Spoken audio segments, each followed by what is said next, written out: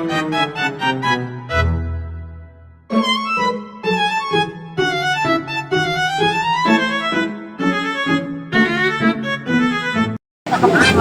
nama aku ya implementasikan nanti waktu profesi.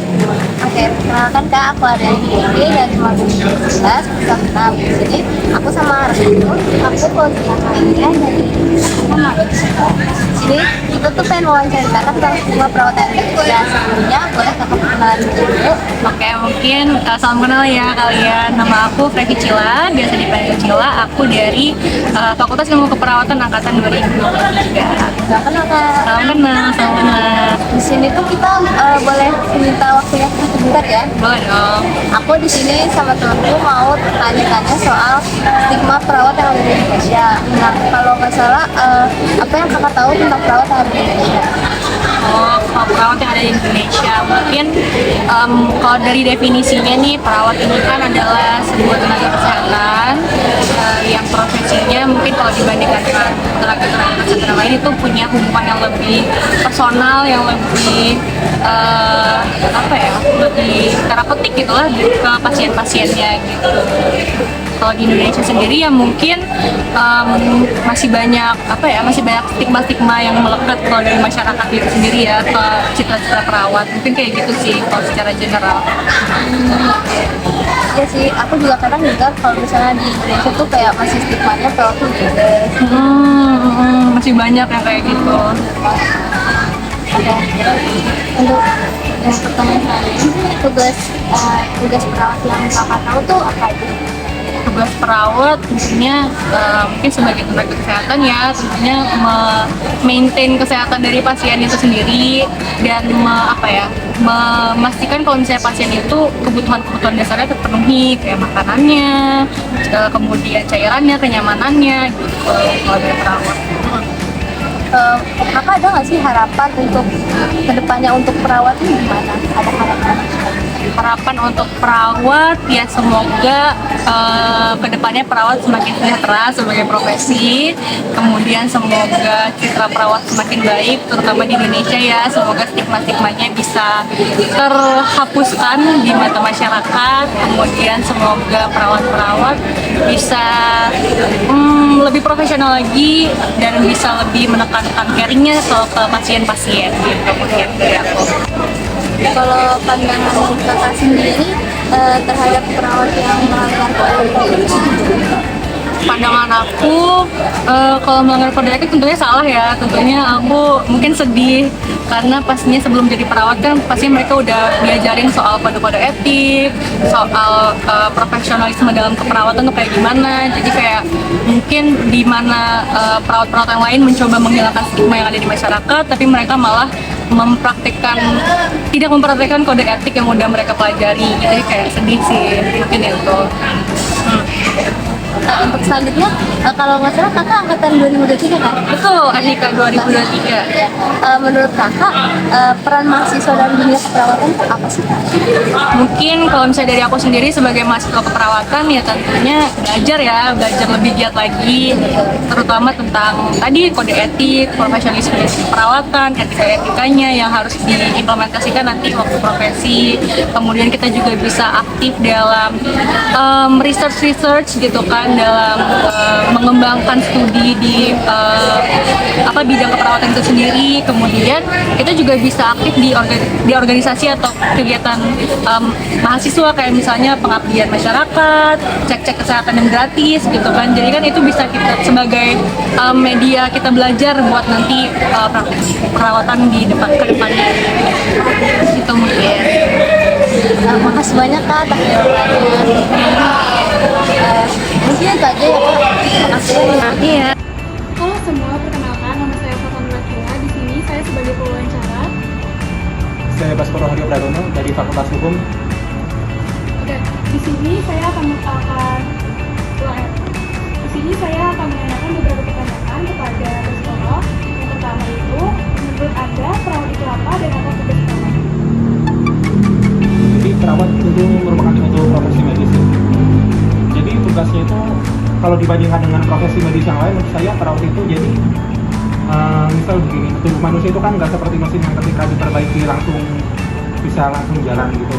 Jadi menurut saya tugas perawat itu mengisi kekosongan yang ada di antara setelah dia mendapatkan penanganan medis sebelumnya yang berasal dari dokter atau apapun itu, dan kemudian sampai dia pulih sepenuhnya, itu merupakan tugas dari perawat.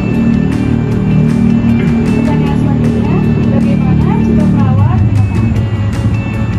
Jadi kalau di masyarakat kan ada semacam citra kalau perawat itu dia itu bawahannya dokter gitu.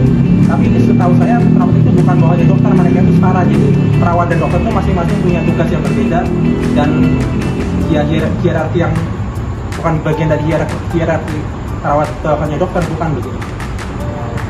selanjutnya, jadi apa harapan Anda untuk perawat di masa depan?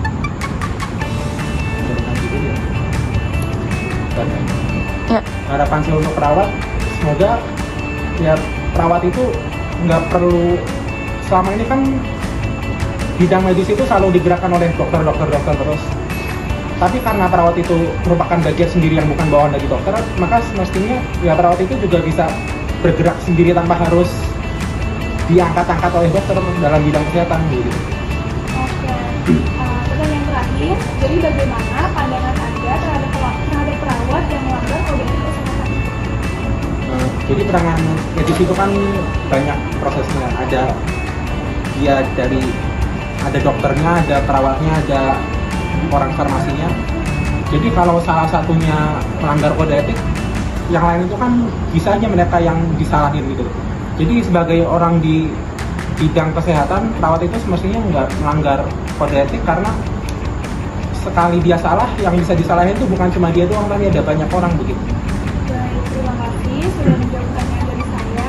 Kalau untuk sesi wawancara ini telah selesai, terima kasih. Terima kasih juga. Oke Bapak, jadi di sini kita ada 2 video disuruh mempertanyakan tentang bagaimana pandangan perawat bagi masyarakat umum. Nah, untuk pertanyaan yang pertama dan seterusnya akan dibacakan oleh.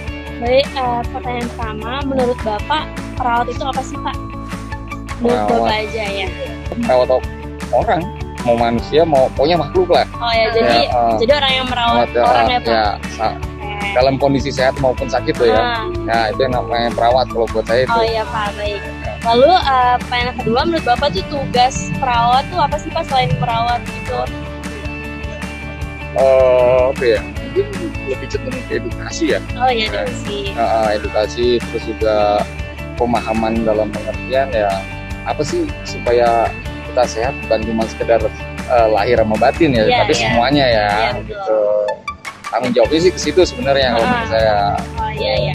Baik, lalu pertanyaan ketiga, menurut Bapak citra perawat itu di pandangan Bapak gimana sih? Kayak Bapak tuh menilai perawat yang selama ini Bapak temuin tuh bagaimana Pak? Iya. Tergantung. Terus terang tergantung, nggak semua sama, nggak bisa pukul rata, tapi kondisinya ada yang kayak apa ya, Iya. mungkin kalau ya kayak BPJS, Oh, menggunakan iya, BPJS itu kadang-kadang kita nggak akan terkebelah sama inilah, Iya. sama pasien. Tapi kalau yang mungkin rumah sakit yang ya lumayan mahal, mungkin ya bener-bener concern banget kan sama pasiennya kan. Iya. Tapi kalau yang rumah sakit daerah atau rumah sakit ya itu ya kadang-kadang nggak semuanya memang, tapi emang nggak semuanya sama. Iya. Balik lagi ke individu perawatnya juga sih Iya, sebenarnya. benar. Gitu. Terus pandangan maksudnya harapan Bapak untuk perawat ke depannya tuh bagaimana tuh Pak? Apa ya, harapannya ya semua sih sebenarnya yang penting punya saling tanggung jawab dan saling pengertian antara pasien dengan perawat gitu Iya. loh. Nggak bisa cuma berharap dari perawat doang tapi pasiennya juga nggak menunjang Iya. gitu. Semuanya harus tetap berkesinambungan pasien dan perawat, dan juga dokter-dokternya dan fasilitasnya. Itu sih kalau dari saya seperti itu. Jadi nggak bisa dipukul ngambil perawat begini, pasien begini, dokter begini, semuanya harus terkait. Oh iya. Ya, menurut saya. Iya. Terus pandangan Bapak tentang perawat yang melanggar kode etik gimana tuh Pak? Ya kalau udah melanggar kode etik ya udah nggak bisa apa-apa lagi, memang harus dihukum, mau dengan ketentuan ID kan mungkin kan, ataupun dengan ketentuan dari instansi tersebut gitu. Kalau buat saya ya itu gitu aja. Kalau kode etik kan masalahnya hukumnya kan nggak cuman instansi yang merasakan, tapi kan ada dampak lain yang merasakan. Itu kalau saya sih gitu. Baik Bapak, pertanyaannya sudah dijawab semua dengan Oke. baik. Menurut Bapak ya, mungkin sekian ya Pak wawancara Hmm. dari kami. Terima kasih Sama-sama. Bapak. Sama-sama. Terima kasih Pak.